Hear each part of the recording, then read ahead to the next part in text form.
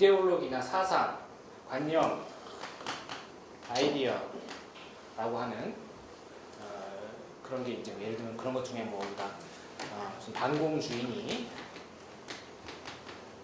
종교에서는 이제 기독교에서는 뭐 무슨 복음주의 이런 게 있죠.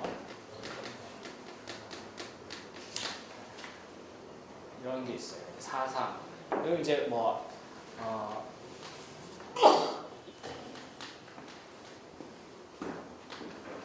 이데올로기라고도 할 수 있고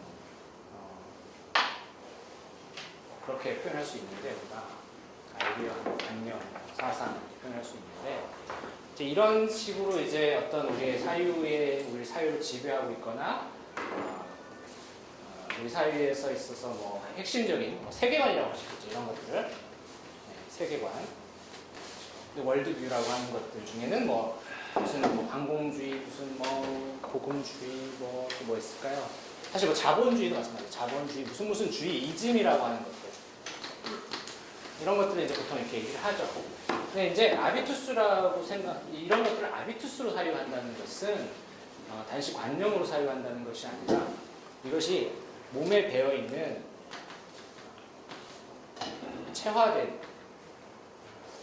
체화된 습소, 성향, 어떤 사람의 성향할 때 디스포지션이라고 하는 이런 것들을 사상이나 관념으로 보는 게 아니라 단지 세계관,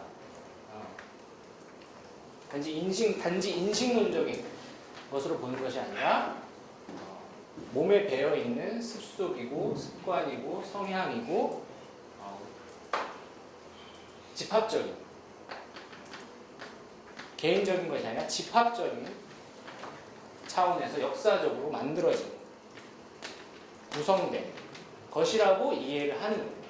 아비투스로 사용하는 것은. 그래서 반공주의를 단지 관념으로 사용하는 게 아니라 아비투스로 사용한다는 것은 이 반공주의가 단지 머리로 이해되고 인식되고 우리가 그냥 머리를 이해할 수 있는 그런 배워서 아는 그런 게 아니라 몸에 배어 있는 습속, 성향이라는 거예요. 반공주의가 그럴 수 있다는 거예요. 그래서 마찬가지로 뭐 무슨 복음주의라든지 자본주의라는 것도 단지 인지적인 문제가 아니라 우리의 관습, 습관. 이거를 이제 프랙티스의 차원이라고 해서 그래서 이제 이게 프락시스라고 얘기하는 건데 프랙티스, 실천. 일상적으로 우리가 행하는 것들, 미시적인 차원에서 실천하는 것. 일상에서 벌어지는 우리의 자연스러운 행동들을 통해서 반공주의나 뭐 자본주의나 이런 것들이 작동되고 관철되고 재생산된다는 거예요. 그러니까 어떻게 보면 관념 그 자체는 추상적인 거죠. 우리에게 아무것도 해줄 수 있는 건 없어요. 그죠? 관념은 실체가 아니에요. 그죠? 바디가 없죠, 관념 그 자체는. 반공주의가 갑자기 뭐 유령처럼 나타나서 우리를 잡아먹거나 그러지 않지. 자본주의가 저기 유령처럼 떠다녀서 우리를 지배하는 게 아니에요. 그 자본주의는 우리가 그 자본주의를 당연시 여기면서 그렇게 살아가는 태도, 습관, 일상의 표현 방식, 라이프 스타일을 통해서 재생산되고 관철되는 거예요. 그래서 그런 면에서 자본주의는 바디가 있는 거죠. 물질하는 실체가 또 있는 것이죠. 그래서 모든 그런 사상이나 관념이나 이런 것들을 바디의 형태로 이해하는 것, 물질화된 형태, 유물론적으로 이해하는 것, 그런 것을 우리가 아비투스라고 해요. 아비투스 방식으로 이해한다는 건 바로 그런 거예요. 잠시만요. 그래서 사실 아비투스 개념이 너무나 복잡하지만 간단하게 얘기하면 이제 그런 거고요. 또 질문 있으시면 해주시고 지난 시간 강의한 데를 보시고 얘기해 주셔도 되고 사실. 그래서 제가 그걸 복음주의하고 연관해서. 예. 그래서 복음주의. 네, 복음주의도 이제 어떻게 정의하냐에 따라서 이제 다를 수 있는데 지난 첫 시간에 얘기하는 것 중에 구조주의는 관계주의라고 얘기했어요. 관계에 사용한다. 그러니까 하나의 요소로 판단하는 것이 이 복음주의의 복음주의의 특성은 복음주의에 내재되어 있는 것이라기보다는 그것이 아니라 복음주의가 아닌 다른 것들과의 관계 속에서 이해될 수 있죠. 그럼 복음주의 아닌 것들은 뭐냐? 복음주의가 아닌 것들. 이건 사실은 범주의 오류를 범할 수는 있습니다. 왜냐하면 근본주의라고 했을 때 근본주의적 복음주의가 있을 수 있기 때문에 복잡하지만 얘기를 간단하게 하자면 복음주의가 복음주의 아닌 것들 아니면 복음주의의 역사적으로 에큐메니컬이라고 하는 것은 원래 에큐메니컬은 복음주의를 포함하는 걸 수 있죠. 에큐메니컬은 원래 역사적으로. 그런데 이제 한국 사회에서 쓰여질 때는 에큐메니컬 기독교는 진보라고 이제 이해를 하고 사람들이 그렇게 이해를 한다는 거예요. 진짜 그러냐 여부에 떠나서 그렇게 인식을 한다는 거고 복음주의는 중간 정도로 생각을 하고 근본주의는 보수라고 이렇게 생각을 하죠. 그럼 이 세세 관계 속에서 복음주의가 이제 규정될 수 있는 것이죠. 실제로 역사 속에서 근본주의 한국의 경우를 말하는 거예요. 미국의 역사까지 얘기하면 복잡하니까 그럼 빼고 한국의 근본주의라고 했을 때 이거는 보통 신학적인 의미에서 교리가 보수 교리, 조직 신학적 차원이나 아니면 교리적 차원에서 보수 신학을 따른다고 이렇게 보통 얘기할 수 있는 거죠. 축자 연강설을 따른다든지 기계적 연강설 뭐 이런 것도 있고 여러 가지 형태. 교리적으로도 뭐 있죠. 여러 가지 뭐 성서모설 그렇죠? 그런 거 축자 연강설. 그다음에 뭐 그런 뭐 여러 가지 그런 이제 교리들이 있잖아요. 이제 그런 교리들의 입장에서 이제 이해를 하는 거고. 에큐메니컬도 이제 신학이 있지만 에큐메니컬은 보다 사회적 태도로 규정되는 경향이 있죠. 사회적으로 뭐 미시오데이 하나님의 성교 개념이라든지 이런 걸 쓴다든지, 그다음에 복음화의 정의 자체를 이제 근본주의나 이제 복음주의 쪽에서는 복음화하면은 영원 구원으로 보잖아요. 이건 뭐 다 아시는 목사님들 앞에서 제가 이 얘기하면 좀 그렇지만. 다 아는 얘기 여기 목사님, 신학 전도사님 다 있는데 아니면 아니라고 얘기해줘요. 틀렸다 그러면 이게 그런 거고 이제 그 에큐메니컬에서는 이제 그 복음화 이꼴 사회선교랑 같은 거고 이거는 영원 구원을 넘어서서 복음화는 인간화라고 보죠. 인간이 인간답게 되는 거, 인간의 진정성을 회복하는 거, 인간이 역사 속에서 진정한 어떤 인간의 모습을 찾는 것 이런 것들을 이제 복음화라고 동의어로 보고 있죠. 이제 이런 식의 입장인데 이제 한국에서 이제 복음주의는 이제 중간적 입장을 취한다는 거예요. 단지 사상적인 입장이 아니라 어떤 차원을 얘기했으면 정서적인 차원. 이게 아비투스는 뭔가요? 성향, 정서, 느낌적 느낌. 왠지 모르지만 복음주의자들은 근본주의를 싫어하고 에큐메니컬도 싫어하는 거예요. 거기에 대한 느낌, 기분이 안 좋아. 구별줄기예요. 성향적 습속의 차이예요. 배제와 혐오가 어떤 방식으로 일어나냐면 저 사람을 논리적으로 우리가 싫어하는 게 아니라 느낌적으로 싫어하는 거예요. 괜히 싫은 거예요. 인종차별이 왜 인종차별이 되는 거예요? 괜히 나는 다른 인종이 싫은 거예요. 옆에 오면 오염될 것 같고 괜히 싫어. 냄새 나는 것 같고. 그거예요. 그게 바로 우리 몸에 배어있는 느낌적 느낌, 체화된 성향. 이게 바로 아비투스라는 거예요. 그래서 복음주의는 단지 뭐 무슨 주의, 근본주의 이런 걸 할 때 그 교리나 이성적인 관념, 아이디얼 세계관의 차원도 중요하지만 보다 몸의 차원, 정서의 차원, 느낌의 차원 이런 게 되게 중요하다는 거예요. 그런 방식으로 우리는 세계를 구별하고 이해한다는 거예요. 우리가 세상을 바라본다는 거, 세계관이죠.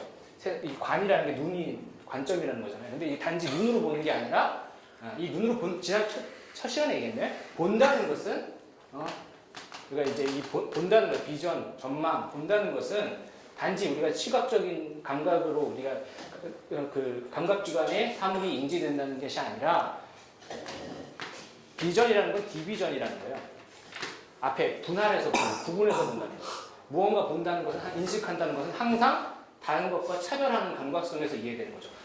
내가 복음주의라는 정체성을 갖는다는 것은 근본주의나 에큐메니컬과 다르다. 그것을 배제하는 관점으로 보는 거예요, 세상을.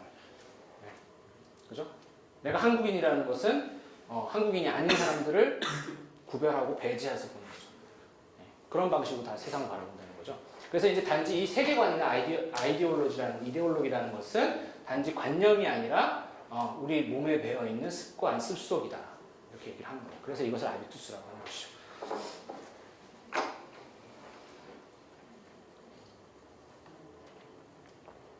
그래서 다 가지고 오셨는지 모르겠는데 지난 시간 그 강의안을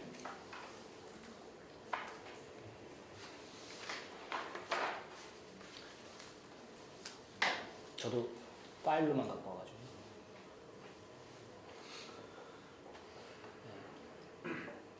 그래서 이제 그런 여기 맨 그 강의 안에 그렇게 써놨었죠. 실천 감각이다, 실천의 논리다, practical sense 느낌이다, 몸 안에 침전된 사회 구조다. 아비투스라는 것은 우리의 인식이 그냥 이제 이 체화된 습관인데 어떻게 체화된 거예요? 역사적으로 구조를 통해서 그러니까 학습된 거죠, 어떤 형태로. 근데 이제 이것이 사회 구조의 형식을 학습해서 그 형식으로 인식을 하는 거예요. 근데 내가 세상을 바라보는데 아무 그 거리낌과 동요 없이, 아무런 갈등 없이 세상을 잘 바라볼 수 있는 것은 뭐예요? 내가 그 구조대로 인지 구조를 체화했기 때문이에요. 네, 기존에 이제 가부장제나 남녀 차별을 내가 아무런 문제 없이 그것에 대해서 문제 제기를 안 하고 아무 문제 의식이 없고 아무렇지도 않게 살아갈 수 있는 이유는 뭐예요? 그 구조를 내가 체화했기 때문이죠. 그렇게 자라왔기 때문에 그 구조가 보이지 않는 거예요. 그래서 그것을 몸 안에 침전된 사회 구조라고 해요. 사회 구조가 밖에 있는 게 아니라 내 안에 있는 거예요. 객관적인 것이 단지 객관적으로 내 몸에 떨어져 있는 것이 아니라 주관화, 내면화된 거예요.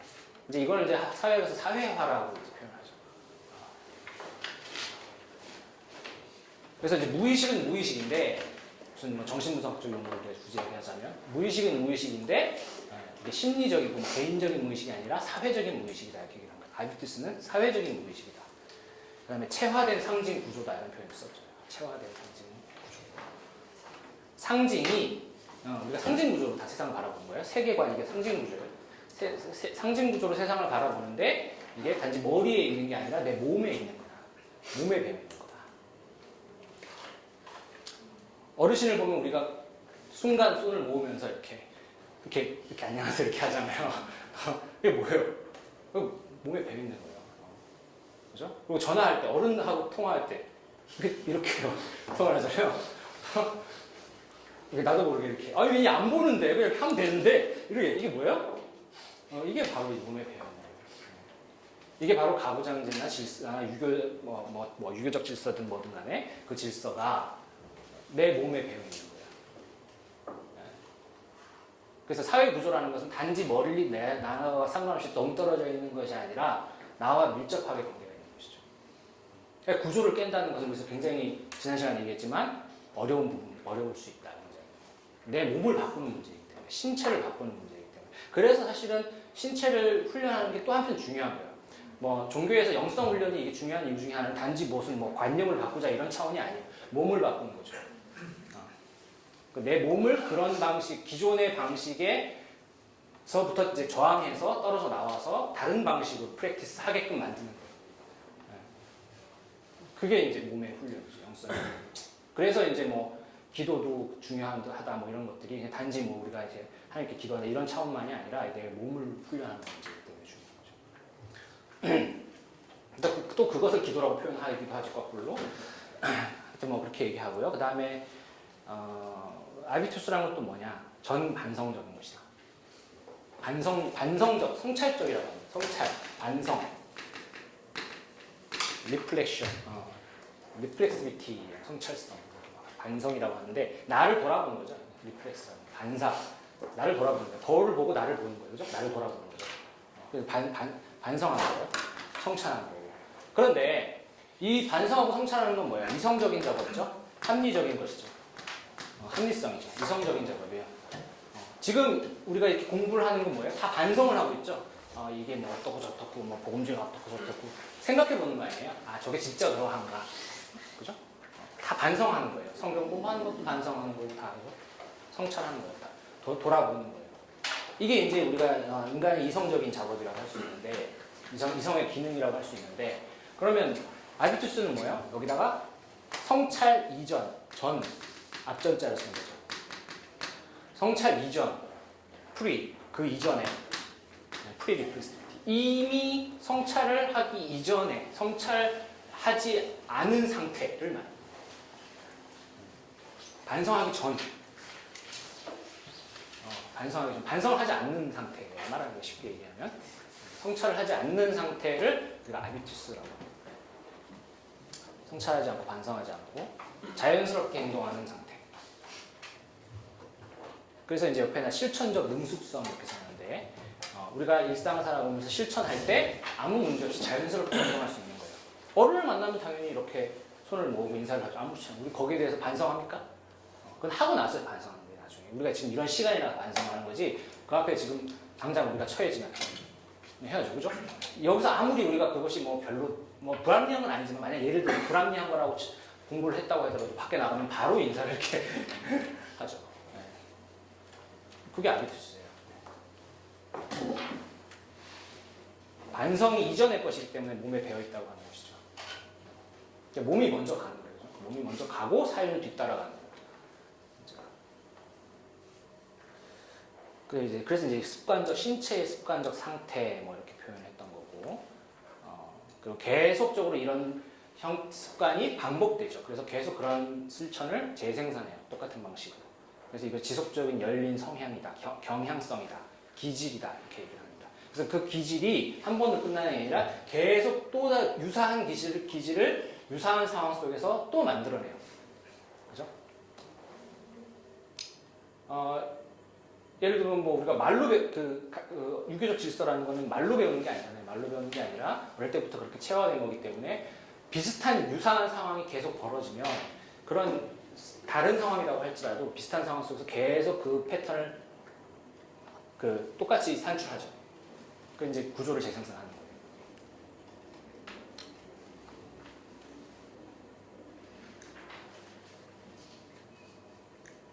그래서 계속적으로 우리의 성향이 아비투스가 우리 몸에 배어 있는 성향은 계속 유사한 실천들을 계속 또 만들어낸다. 어떠한 상황에서도. 그래서 이제 이것이 생성 매트릭스다 이렇게 얘기하는 거고 아비투스를 가장 현대적인 언어로 쉽게 표현하면 스타일이라고 할 수 있습니다. 스타일. 뭐 패션 스타일 생각하시면 돼요. 스타일. 뭐 라이프 스타일 이런 스타일이에요. 스타일을 아비투스의 가장 현대적인 번역이라고 할 수 있죠. 자, 패션을 생각하면 돼요. 저마다 독특한 스타일이 있어요. 사람마다. 그죠?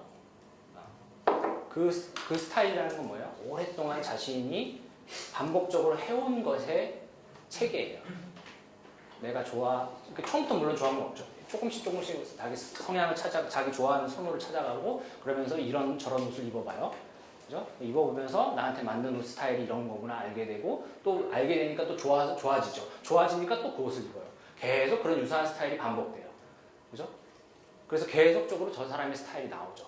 네. 그 사람만의 독특한 스타일이 생겨요. 그게 아비투스예요. 그죠? 그건 근데 단지 머리로 하는 게 아니라 아는 게 아니라 지식으로 하는 게 아니라 몸에 배어 있는 거예요. 그런 습관이고 그 역사라고 얘기했죠. 역사적으로 만들어진 건데 그 역사로 만들어진 체계가 다른 체계가 잡혀가지고 또 다른 체계를 계속 유사한 체계를 또 만들어내죠. 계속 비슷한 스타일을 재생산하는 거예요.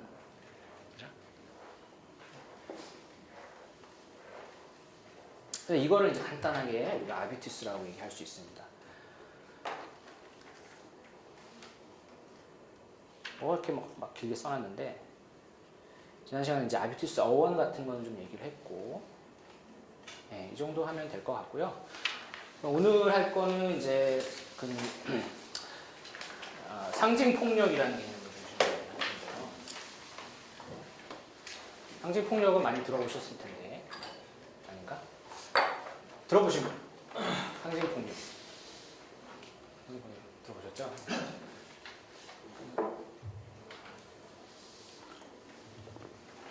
상징 폭력은 그것도 이제 사실 아비투스 개념을 이해하면 어느 정도 이해하면은 금방 이해할 수 있는 얘기입니다. 자, 오늘 그 상징 폭력을 좀 보시면요.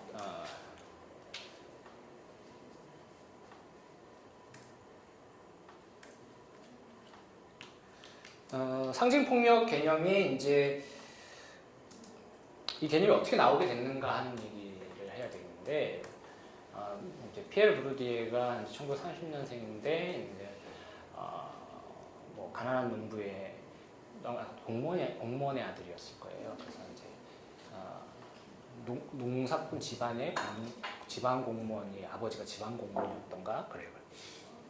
하여간 이제 그래서 태어나가지고 프랑스 남부 시골에서 이제 태어나서 뭐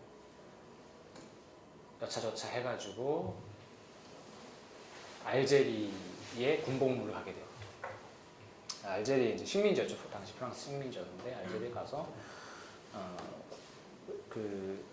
뭐 맨 처음에 베아른 지방에서 이제 브르디에 이제 태어났고 베아른 지방에 이제 자본주의 물결이 들어올 때 농촌 사람들이 겪는 변화, 갈등 어떤 이런 것들을 이제 포착하려고 이제 했던 거고 이제 그 문제 의식을 가지고 또 알제리에 가서 이제 식민지 사회에서 이제 제국주의 프랑스 자본주의죠 사실은 그 자본주의와 어떤 전통 사회의 어떤 갈등 그런 것들 이제 연구를 하게 됐는데 그 속에서 사람들이 억압받는 문제, 고통당하는 문제를 상징폭력이나 아비투스 이런 개념들로 이제 이해를 포착을 하기 시작한 거죠. 그래서 이제 여기 1페이지에 보면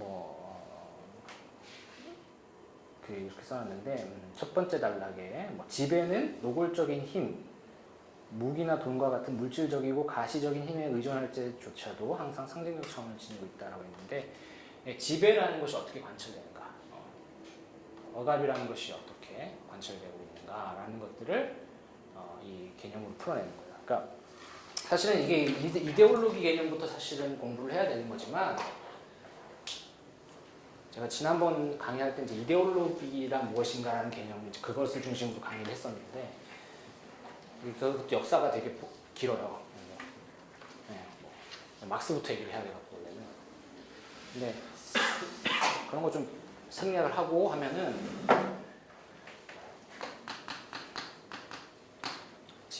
지배가 이제 사회학의 이제 뭐 사회학뿐만 아니라 정치 철학도 마찬가지고 사상 사회에서 이제 중요한 문제 의식 중에 하나가 지배의 문제죠. 어떻게 인간은 지배에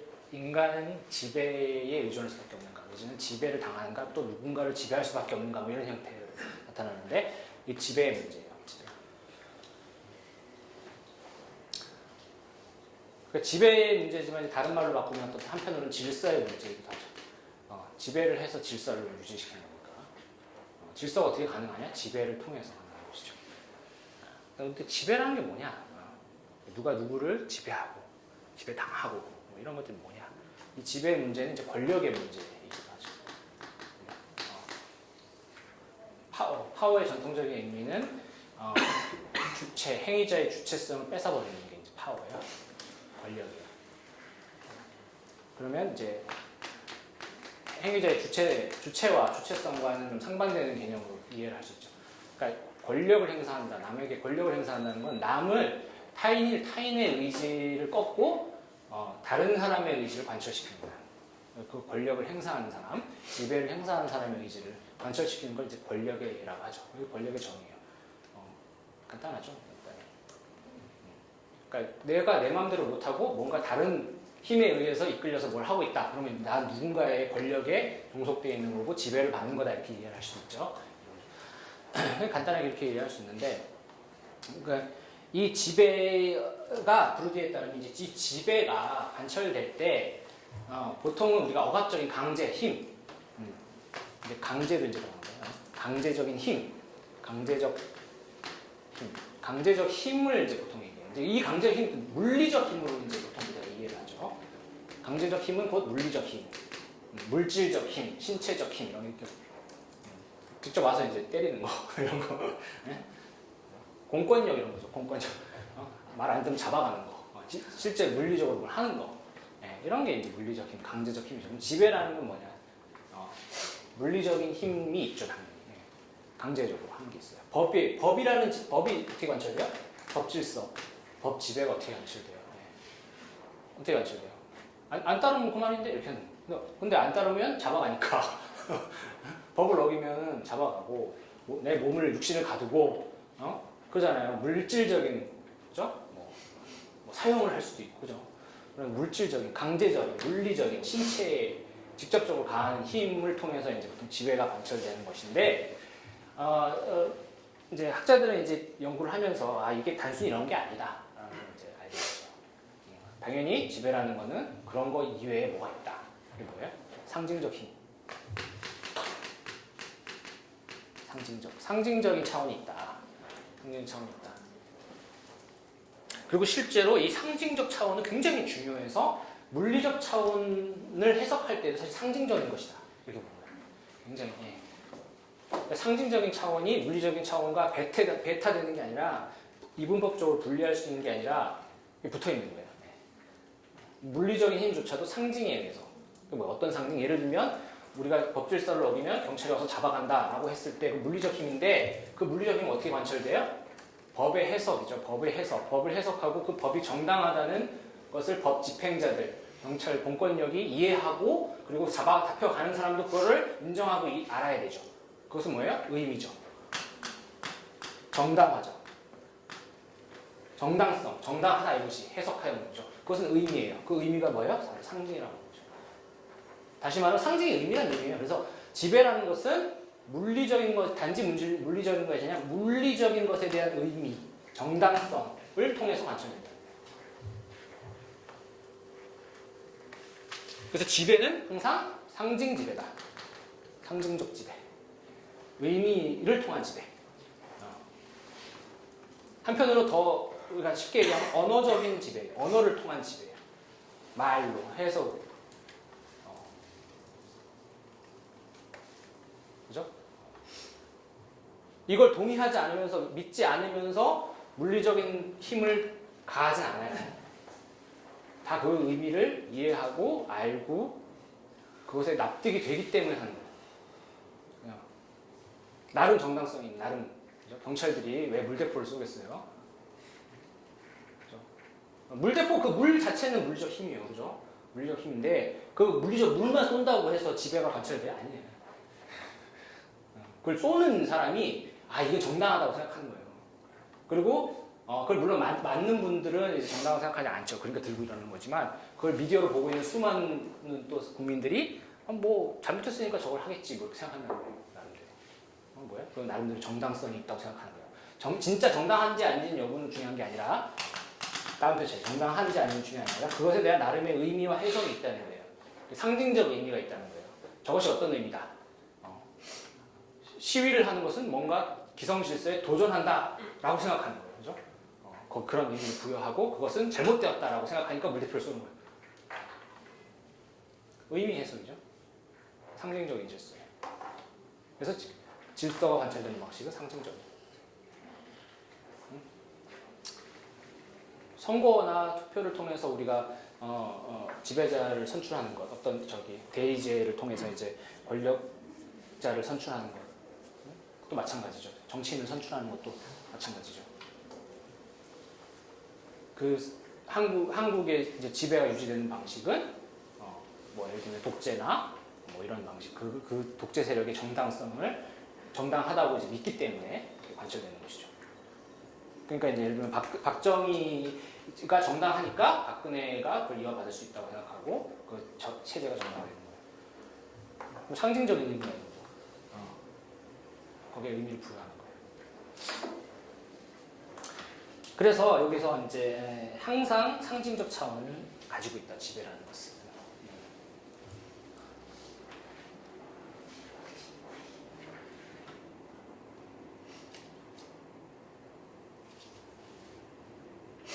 그런데 이 지배라는 상징적 차원을 갖고 있는데 아까도 말했지만 사람들이 여기에 의미를 부여해요. 이 의미를 부여하고 이것을 정당하다고 생각하고 이것을 따라가요. 이 게임의 규칙에 따라가요. 그것을 이제 공모라고 합니다. 공모를 하고 있는 거예요. 공모를 하고 있죠. 공모를 하고 있고 이 지배가 이 상징적 질서의 이 지배의 원리가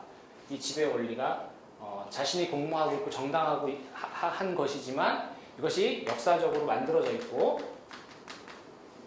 역사적으로 구성되어 있고 그다음에 누군가 만든 사람이 있죠. 지배 집단이든 누구든 간에 만든 사람이 있죠. 이 만들어졌다는 사실을 망각하는 거예요. 그거를 체계적으로 부정하는 거예요. 여기에 대해서 생각하지 않으려고 하는 부분이 있어요. 이건 좀 어려운 부분인데 완전히 생각 못하느냐 그건 아니에요. 완전히 생각 못한다고 하면은 이거를 이데올로기라고 합니다. 허위의식이라고 하는데 완전히 생각 못하는 게 아니라 어느 정도는 생각을 하는데 완전히 생각하지 못한다는 되게 어렵죠. 이거를 이제 무의식의 원리라고 하는데 무의식의 원칙이라고 하는데 무의식을 다 보지 못한다는 거예요. 그 배경, 상징적 지배질서 배경에 있는 어떤 진짜 모습을 행위자들이 부분적으로만 본다는 거예요. 부분적으로만 보고 그 진실을 다 못 보니까 어느 정도 거기에 타협하면서 살아가는 거예요. 그랬을 때 그것을 우리는 상징 폭력이라고 합니다. 자, 왜 상징이냐? 아까도 얘기했지만 단지 물리적인 게 아니라 의미를 통해 정당성을 통해서 관철되기 때문에 상징인데 왜 폭력이에요? 왜 폭력이냐? 왜 폭력이냐?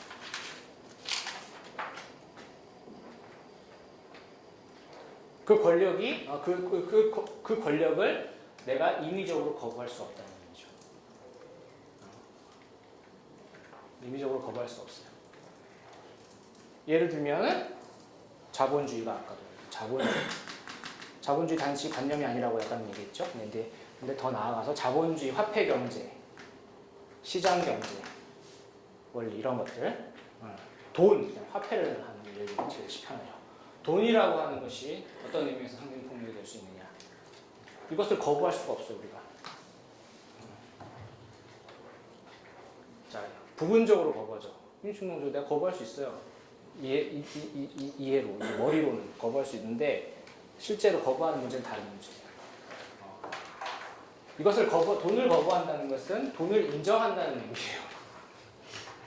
이게 무슨 말인지 아시겠어요? 내가 자본주의를 부정하기 위해서는 자본주의가 중요하다는 사실을 인정하는 거예요. 그래서 인정과 부정이 같이 있어요. 상징 폭력에. 그래서 이제 이게 사실 앞에 걸 엄청 많이 생략한 건데 이데올로기의 발전사하고 관련된 이데올로기 개념에서 이데올로기 개념은 원래 그냥 아주 기초적인 개념은 허위의식이에요. 거짓말. 그냥 거짓말. 가짜, 환상. 이걸 이데올로기라고 합니다. 전통적인 마크스주의적 전통적인 의미에서 막스 자신이 그랬느냐는 별개의 문제로 막스는 사실은 더 깊은 차원을 봤다고 이제 보통 얘기하죠. 근데 어쨌든 우리가 그냥 이데올로기에서 정통적인 의미는 허위의식이고 거짓말이고 가짜고 환상이라는 의미예요. 그리고 지배가 이데올로기를 통해서 관철된다라고 한다는 의미는 뭐예요? 우리가 허위의식, 거짓말에 속아 넘어갔다. 환상에 빠져있다 이렇게만 보는 거예요. 네. 근데 상징폭력 개념은 그게 아니고 그걸 넘어서서 단지 우리가 허위의식이고 거짓말이고 가짜고 환상에 빠져있는 것이 아니라 여기에는 정당성이 있기 때문에 그것을 따를 수밖에 없다는 차원이 있어요. 따르지 않으면 어떻게 해요? 자, 시장경제, 자본주의 사회에서 시장경제 사회에서 내가 완전 전면 거부, 화폐경제 전면 거부로 들어가면 어떻게 돼요? 무인도 가서 혼자 살 수 있는데 그렇지 않은 경우에는 우리가 살아남기 어렵죠. 근데 강제되는 거예요, 나한테. 그래서 그것이 폭력이라는 거죠. 내가 하기 싫은데 해야 돼. 아주 나이브한 예를 들면 난 정말 자유롭게 살고 싶고 하고 싶은 공부 하고 싶고 이렇게 하는데 어쩔 수 없이 돈을 벌어야 되잖아요. 그 낮에 돈 벌고 밤에 내가 하고 싶은 거 하고 밤에 클럽 가고 마음대로 사는 거잖아요. 그래서 밤에 클럽 가기 위해서 낮에 돈 버는 거 아닙니까? 비유가 적절하지 않나요? 다들 공감을 못 하시는군요. 클럽을 안 가니까. 네, 그래서 저도 클럽은 안 갑니다. 오해를 하지 마시고. 하여튼 그런 거예요. 그래서 전면적으로 거부를 못하기 때문에 이것이 폭력으로 나갈 수 있다. 폭력으로 우리가 얘기를 하는 것이죠. 폭력 이제 이렇게 이제 상징적 질서를 관철시키는 권력을 또 상징 권력이라고 합니다. 상징 권력. 상징 권력이 나에게 이것이 정말 강제되는 것조차도 잘 모를 때 강제되는데 억지로 이게 강제되는데 이 강제되는 사실을 내가 강제되고 있다는 사실조차 잘 모를 때 그렇지. 상징 폭력이라고. 이제 이거를 오인이라고 하는데 영어로는 misrecognition이라고 하죠. recognition 승인한다는 뜻이잖아요.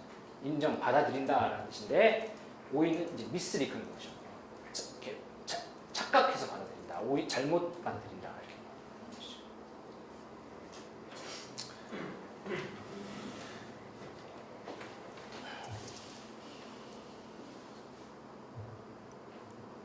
자, 구체적인 사례 그 브루디에가 이제 인류학적 연구를 하면서 하는 사례를 통해서 한번 얘기해 보죠.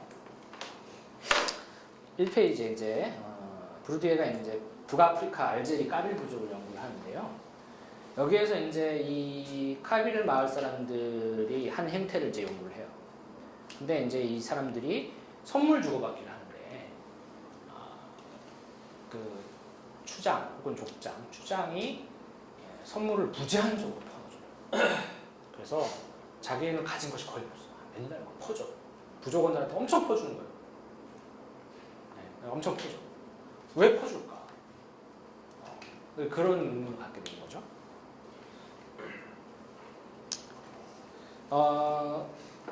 1페이지 맨 밑에 줄에 보시면 있어요. 증여자의 입장에서, 그러니까 추장, 지배자죠. 족장, 증여자의 입장에서 선물을 증여하는 사람의 입장에서 이 주는 행위는 일단 자기의 경제적 자본, 자기의 물질적인 실제 물질을 감소시켜요. 감소시키는데 왜 이러한 불이익을 감수하면서 계속 이 짓을 하는 것일까? 라는 아주 단순한 질문이에요.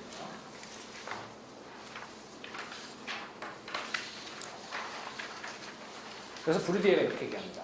인용문을 보시면 증여는 그것이 반증여라는 절차를 수반하지 않는 하나의 부채이다. 신임이나 위신과 같은 인정된 권력은 증여하는 순간에 확보할 수 있는 권력이다.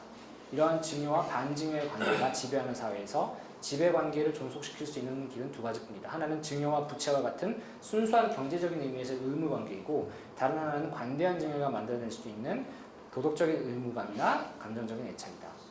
전자가 열리고 검열된 폭력의 형태라면 후자는 상징적이고 순화된 폭력, 즉 인지 메커니즘과 연결된 폭력의 형태다. 자, 관대한 증여, 선물하는 행위조차도 그것이 상징 폭력이 될 수 있다라고 얘기하는 거예요.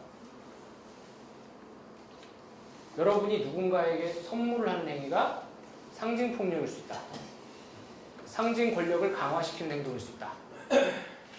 이런 거예요. 어렵지 않죠? 왜? 왜 그런 거죠? 간단해요. 받는 사람이 부채감을 갖게 돼요. 뭔가 미안하고 돌려줘야 될 것 같고 계속 죄진 것 같고 그죠? 부채감, 계속 부채의식을 갖게 돼요. 부채의식을 유도한다는 거예요. 지배자가 계속 선물을 주는 거는 부채의식을 유도한다는 거예요. 부채의식을 가지게 되면 이 부채의식 때문에 지배자의 말을 듣는다는 거예요. 품앗이랑 비슷한 거예요. 어떻게 보면.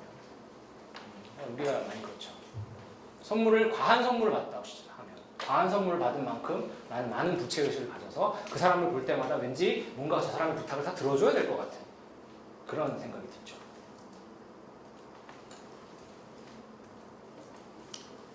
그게 권력관계라는 거예요. 그래서 거기서 권력의 비대칭성이 있는 것이고요. 자, 인용문 밑에 읽어볼게요. 증여자의 경제자본의 일시적인 감소는 결과적으로 증여자에게 권력이라는 특정한 이익을 가져다 준다. 경제자본은 감소하지만 상징자본은 증가한다. 지배자의 경제자본은 감소하지만 상징자본은 증가한다. 경제자본의 희생은 상징자본 획득의 전제 조건이다. 자, 상징자본을 획득하기 위해서는 경제자본을 포기해야 됩니다. 그런데 이 권력은 가시적이고 강제적이며 직접적인 지배 형식이 아니라 비가시적이고 합리적이며 간접적인 동의의 형식을 띠죠. 선물을 받은 자는 선물에 대해 지극히 당연시된 답례를 해야 해요. 언젠간 해야 되는데 근데 이 심리적인 부채의식을 갖게 돼요.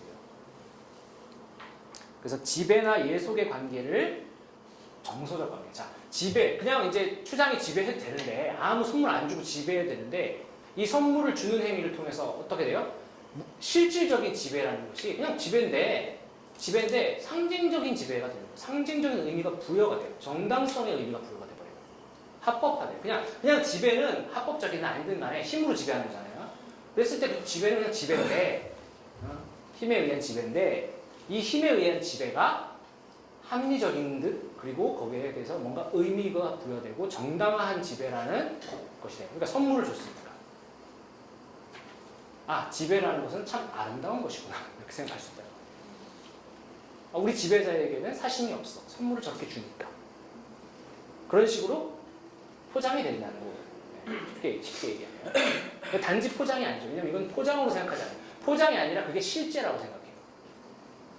그래서 지배당한 행위자들은 지배자의 선물이 나를 지배하기 위해서 선물을 주는 거라고 생각하지 않고 진정한 선물이라고 고마워해요.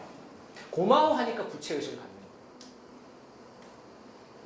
이게 바로 세상, 사회, 국가를 대하는 우리들의 태도와 비슷할 수 있어요. 국가가 나에게 뭐 해? 국가가 있다는 사실만으로 나는 참 만족하고 막 TV에서 너는 뭐 대한민국의 뭐 자랑스러운 국민이라고 뭐 왠지 뿌듯하고 그죠? 그러니까 정당성이 부여가 된 거예요. 근데 뭘 해주는 게 실제 있어? 아니지. 그죠? 그런 거 비슷한 거죠. 그래서 여기 보면은 지배나 예속의 관계를 정서적 관계로 바꾸고 권력을 그냥 권력, 저스트 권력인데 이것을 카리스마나 매력으로 바꿔줘요. 자, 그 추장이 카리스마 있어. 선물을 주면 선물 나한테 주면 고맙네. 그리고 되게 멋있게 보여요. 매력적으로 보여요. 그죠? 지배자를 매력적으로 보이게 하는 것. 이것도 상징폭력이에요. 대통령이 참 매력적으로 보여. 정치 지도자가 참 매력적으로 보여. 그게 우리가 이 사회를 바라보는 거죠. 그래서 사실은 거기에는 권력이 숨어 있는 것입니다. 우리는 그것을 권력 관계로 보지 않아요. 진정한 뭔가 의미 있는 관계로 보려고 하죠. 네. 네. 이 추장이 그러면 네. 마을 사람들과 계속 진열을 해주면서 지배자가 된 거는 아니죠. 지배자의 위치에서 진열을 해서 사람들한테 뭔가 그렇죠. 네. 그렇죠. 중요한 포인트인데 뭐 순서는 일단은 뭐 중요하진 않지만 여기서는 그냥 이제 논리적으로 우리가 얘기를 하는 거예요. 네. 역사적인 순서는 모르죠. 뭐가 먼저인지 뭐가 먼저인지 모르는데 가보니까 그렇더라 이렇게 되는 거잖아요. 네, 맞아요. 그 질문에 대한 답이 됐나요? 또 더 볼게요. 자, 이것이 바로 상징폭력의 효과인데 다시 말해 부채의식은 인지적 측면에서 작동하는 상징폭력의 메커니즘에 의해서 자, 부채의식은 자연스러운 감사의 마음으로 승화가 돼요. 그러니까 단지 부채의식이 아니라 감사하는 마음, 적극적인 마음을 갖게 되죠. 또 이제 갚지 않으면 부채의식으로 하고요. 갚지 않으면 실제로 물질적인 부채가 되죠. 자, 중요한 것은 여기 이거예요. 상징폭력의 핵심이 중요한 것은 이 부채는 말 그대로 갚아야만 하는 부채인데 억지로 갚아서는 안 돼요. 억지로 갚으면 그 사람은 상징폭력에서 어떤 면에서 해방된 거예요. 까진 거예요. 그래서 까졌다고 그러죠. 까진 행위자. 우리 너무 그랬어. 근데 사실 여기서 까지는 분들이 많이 계실 텐데 사실 우리 현대인은 다 그래요. 현대인은 그런데 이제 현대 사회에서는 또 이 법적 물리적 강제라는 게 굉장히 중요하기 때문에 우리가 다 납득하지 않으면서도 이제 그냥 하는 거거든요.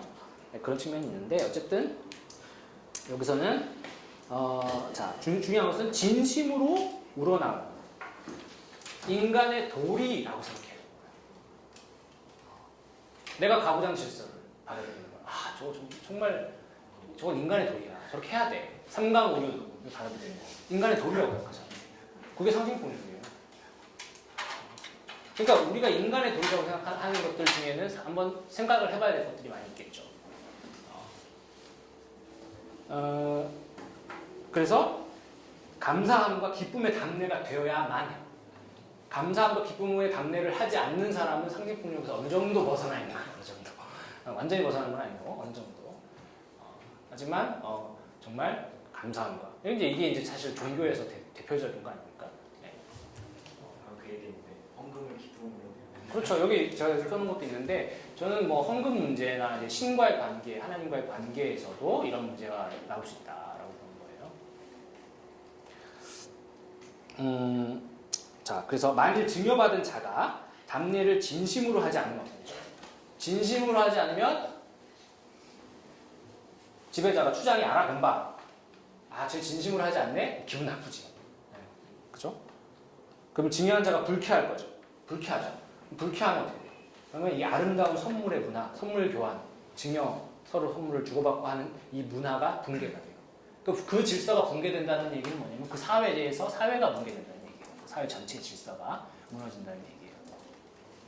그러니까 이게 참 딜레마예요. 그래서 상징폭력이라는 게 이게 구조에 아주 그 해결할 수 없는 어려운 부분을 잘 지적하고 있다는 이론이 될 수 있는 게 이걸 그냥 무작정 거부한다고 되는 부분이 아니에요. 자, 뭐 가부장적 질서나 이런 것들이 부정적인 측면을 우리가 잘 알고 있는데도 불구하고 이걸 당장 거부해버리면 어떻게 돼요? 집에서 그렇죠, 쫓겨나는 거죠. 그러면 이제 모든 사람이 이제 한국에서 그걸 다 거부해버리는 사태가 발생하면 이제 한국 사회가 작동이 안 되겠죠.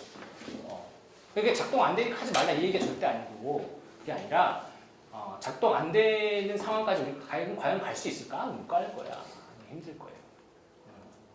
저항이 그만큼 강력한 거기 때문에 그렇게 되는 것이고 지난 시간에 제가 그런 딜레마를 얘기했잖아요. 공부 열심히 공부 못하는 이제 공부 못하고 막 공부 안 하고 막 이렇게 비행 청소년들을 어떻게 계도할 것이냐 교사가 하는 딜레마를 얘기했을 거예요. 잘 계도해도 지배 구조가 생산되고 뭐 계도하지 않고 포기해도 지배 구조가 생산된다. 이 딜레마를 얘기했는데 마찬가지예요. 여기서도. 그래서 그러면 이제 이 아름다운 선물의 문화가 붕괴되고 증여자는 수혜자의 자발적인 순종을 얻어내지 못하게 되죠. 그러면서 이제 부드럽고 은근한 지배를 행사하지 못하게 됩니다. 부드럽고 은근한 지배를 행사하지 못하면 이제 추장이 그다음부터 작동하는 거예요. 진짜 힘으로, 물리적인 힘으로 가는 거예요. 네? 그게 이제 무서운 거죠. 그러니까 이게 항상 이런 부분이 있어요. 이 상징적인 차원에서 이제 이 상징적 차원에서 해결이 되면 좋은데 우리가 촛불 집회를 했을 때 해결이 되면 좋은데 이 해결이 안 됐을 경우에 지배자 입장에서는 바로 물리적인 걸로 바로 그냥 들고 나올 수 있어요. 뭐 역쿠데타라든지 저기 나왔었잖아요. 그런 시나리오가 촛불 집회를 힘으로 이제 역쿠데타 군대를 동원해서 막 진압한다든지 이런 게 발생할 수 있는 거예요. 자, 그런 상황이 올 수 있고 그 다음에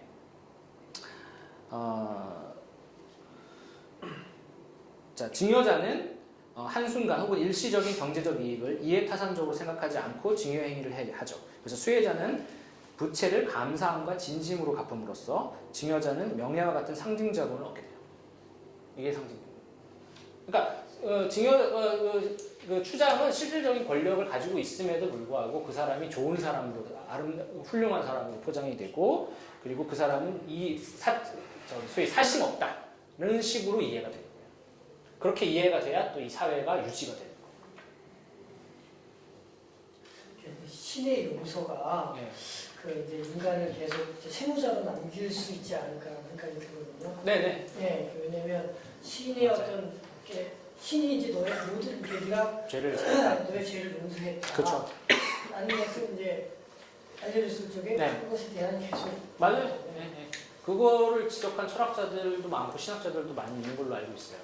그 얘기를 이 논리를 뭐 데리다를 얘기할 수도 있고 이렇게 여러 학자들이 이미 얘기한 건데 이런 때 같은 방식이죠. 그러니까 결국 그러면 그렇기 때문에 결국 이렇게 진정한 해방은 결국 이루어지지 않고 결국 신으로부터의 어떤 계속 지배 관계가 늘 공고히 되고 계속 이루어지는 것이 아닙니까? 그러니까 이 신학적이나 철학적으로 보면 역설적이게도 해방된다는 것은 신에게 종속된다는 것을 의미할 수 있죠. 그런데 이제 신에게 종속된다고 했는데 신은 지배하지는 않잖아요.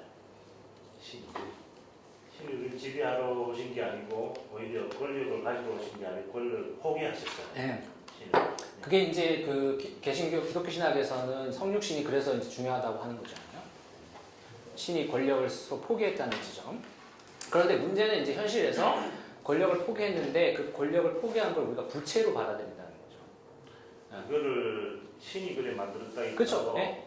우리 사람들이 그래 만들었다. 네, 그렇죠. 그러니까 이제 신의 이름을 이용. 맞습니다. 그런 그러니까 그 교회 그러니까 결국에 이제 제도교회로 왔을 교회, 때 그게 문제예요. 효과를 낳는다. 그렇죠. 제도교회로 왔을 때 결국에는 그 부채 의식을 강화시키는 거는 제도교회를 통해서 목회자나 설교나 이런 것을 통해 의례를 통해서 예배를 통해서 관철이 되고 그 관철되는 물질적인 부채를 갚은 행위가 뭐예요? 헌금이에요.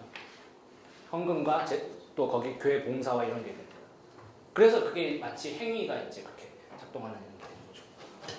저는 이제 그렇게 연결해서 생각을 하는데 어쨌든 좀 더 이건 좀 사회학을 넘어서는 사회학을 좀 이렇게 좀 적용을 확대하는 거라 좀 더 생각해 보고요. 그 다음에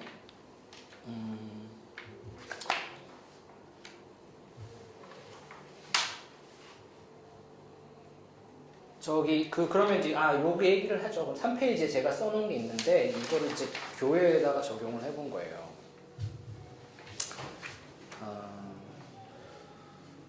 한번 읽어보죠.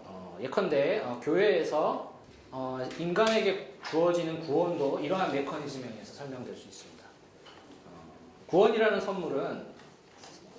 선물을 받은 신자가 그것에 감사하고 그 감사한 마음의 자연스러운 표현으로서 교회에 출석하고 예배를 드리고 헌금을 하고 봉사활동을 하는 당연한 종교적 수행을 하지 않으면은 어떻게 돼요? 부채가 계속 축적되는 걸로 이해될 수 있어요.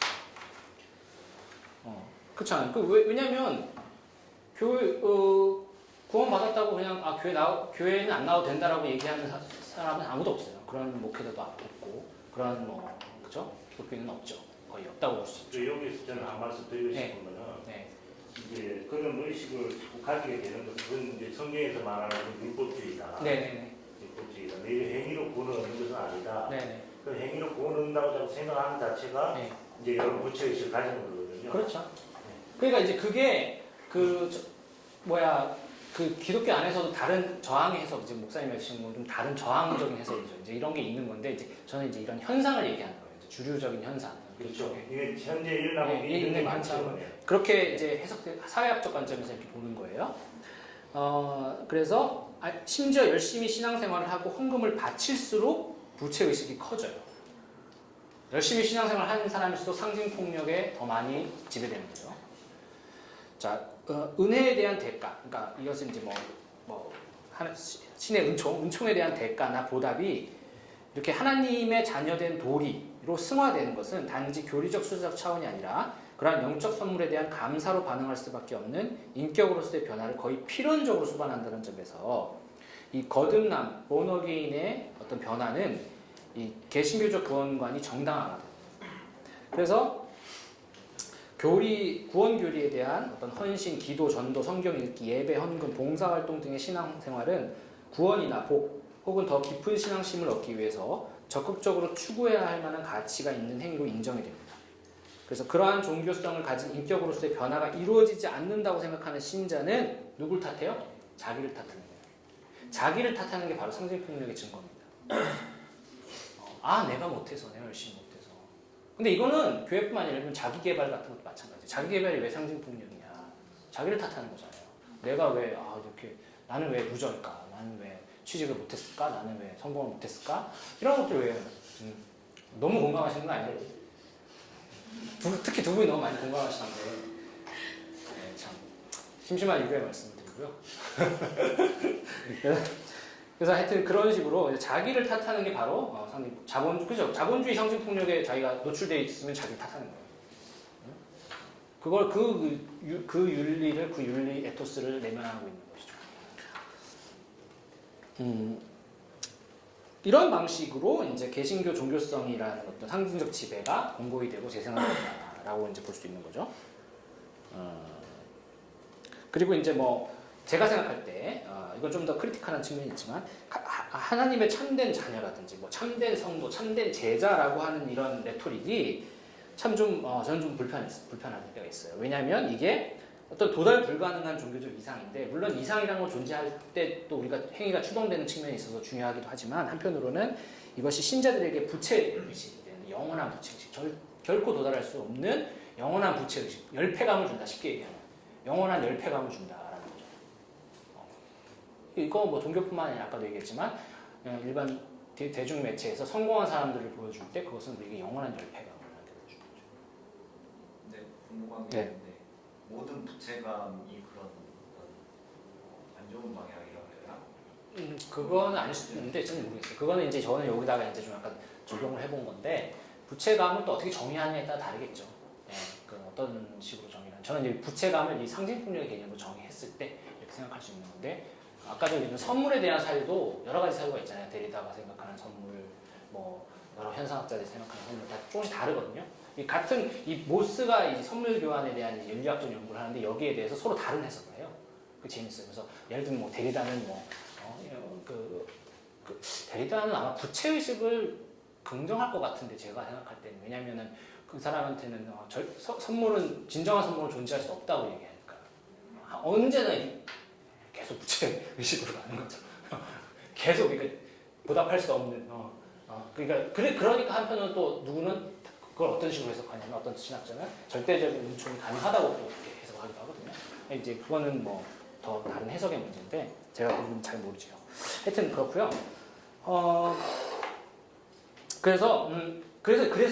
그래서 이제 실질적인 제도 종교에 매달리는 이유가 이제 제가 볼 때는 이러한 걸 부추김을 통해서 계속 이 열패감을 줌으로써 이 종교에 매달리게 하는 거예요. 사실은 일반 종교에 매달리게 하는 역학이 개신교뿐만 아니라 모든 신종교나 아니면 굳이 얘기하자면 사이비 종교나 뭐 종교학에서는 이제 사이비란 말 잘 안 씁니다. 사실 신종교라고 보통 표현을 하거나 아니면 이제 윤리적으로 사회적으로 문제가 되는 걸 사이비라고 하는데 그 사이비 종교나 이런 데서도 다 이런 방식을 작동시키죠. 계속적으로 열패감을 주고 이상향을 제시하고 거기에 도달하지 못하는 부채감을 계속 줌으로써 매달리게 만드는 그런 방식인데 여기서도 마찬가지예요. 그래서 이 어떤 의미에서 이제 사실 이제 이거는 베버가 얘기한 거하고도 맞닿아 있어요. 근데 특히나 개신교에서는 좀 독특한 측면이 있어요.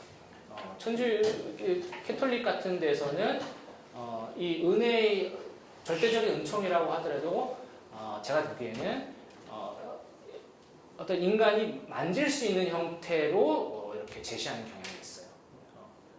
좀 더 이렇게 인간적인 형태로 이렇게 이것이 받아들여질 수 있게 성례전이나 여러 가지 방식으로 이렇게 하는 경향이 있는데 그 종교 개혁을 거치면서 개신교는 은총을 훨씬 더 초월적인 것으로 만들었다고 저는 좀 본 측면이 있어요. 그래서 그렇기 때문에 이 은총이 절대적으로 우리가 도달할 수 없는 그래서 사실은 칼바르트 같은 경우에는 이제 그런 식으로 해석이 될 수 있는데